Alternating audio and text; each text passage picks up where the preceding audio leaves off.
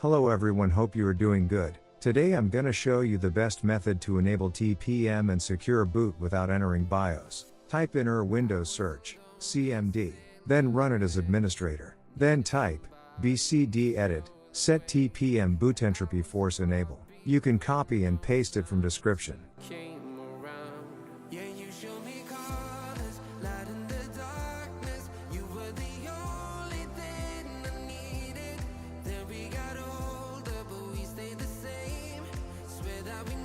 It's done. Restart your PC. Launch your game.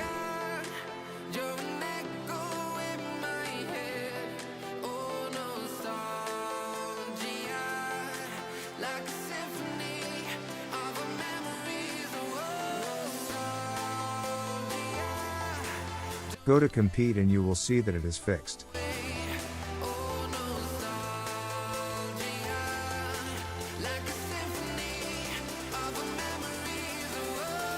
Thanks for watching.